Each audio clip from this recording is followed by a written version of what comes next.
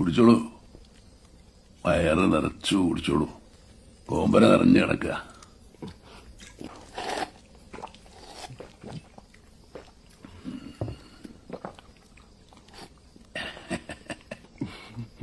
എല്ലാം ഭഗവാന്റെ കൃപ. കിടക്കാൻ സ്ഥലവും കഴിക്കാൻ ഭക്ഷണം തന്ന ദൈവത്തിന് നന്ദി.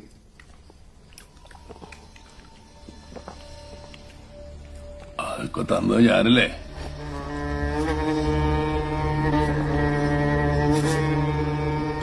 പിന്നെന്തിനാ ദൈവത്തിന് നന്ദി പറയണേ?